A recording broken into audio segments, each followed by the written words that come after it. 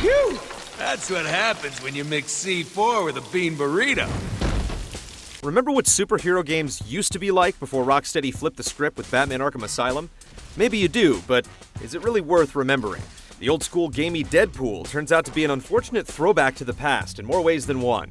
It just goes to show that being labeled a hero doesn't necessarily make you good. What you talking about, Thumber? After a successful stint in the superhero business, Deadpool sets his sights on making waves in the video game industry before an unexpected run with Mr. Sinister foils his plans for fame and fortune. As you might expect, antics ensue as the Merc with the mouth sets out for payback, dragging the player through a self-aware journey punctuated by big explosions and improvised revenge schemes penned by series writer Daniel Way. Rogue, there's no time to explain. We gotta suck face like there's no tomorrow. Just like the comics, Deadpool moves along in chapter-sized chunks. The first has you invading the skyscraper of a media mogul, and you'll eventually hit the famous X-Men hangout Genosha. But unlike the wonderfully imagined layouts of the Marvel Universe, Deadpool's levels are drab affairs that don't live up to their inspiration.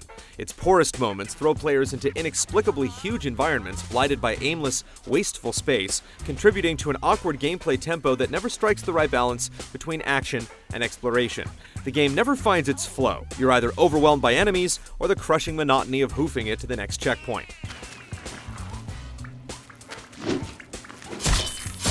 It's almost surprising how generic it all feels. Deadpool's lackluster level layouts go hand in hand with dissonant creative direction that constantly seems at odds with itself. At times, it's almost as if the game was put together with discarded art assets from another game.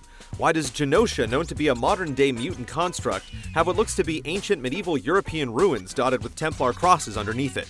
Why do some of the visuals seem like they were lifted from a PlayStation 2 game? And why, of all things, does this game still use breadcrumb trails to lead you along? It's a far cry from the caliber you'd expect from one of Marvel's prominent IPs, and further still from the attention to detail and craftsmanship previously seen in High Moon's take on the Transformers series. So lonely. See, he's like an angel. Strangely enough, combat is a slow, plodding, and robotic endeavor that would probably feel more at home on Cybertron than Deadpool's madcap reality. Oddly timed, wonky moves and sloppy-looking counterattacks create muddled, unrewarding combat, while the wimpy patter of sound effects and flimsy animations lend little impact to the stuttering scenes of carnage. Spending points to unlock a greater spread of weapons, guns, and gadgets adds to the variety, but does nothing to increase the depth. The only tangible benefits are a few dull combo strings and comparatively powerful moves called momentum attacks. You know what else is good to have? Skills. The game's weird interbreeding of shooting and melee doesn't jibe at all. If the last thing you've done is shoot your gun, the game's camera locks itself to an uncomfortable over-the-shoulder angle until you swing your sword. This forced dynamic makes trying to deal with flying enemies in the middle of a melee incredibly annoying, and no potty-mouthed one-liner can gloss over the resulting awkwardness. I think this gun's broken. Perhaps more aggravating still are the horribly designed enemy encounters. Fights quickly become tiresome because of the lack of strategy required to prevail. Grunts take more hits than they're worth, and you'll occasionally face large, hulking brutes that soak up even more damage. You'll take them all out the exact same way, hacking, slashing, and dodging when appropriate. Even the boss baddies can be defeated in a comically simple fashion.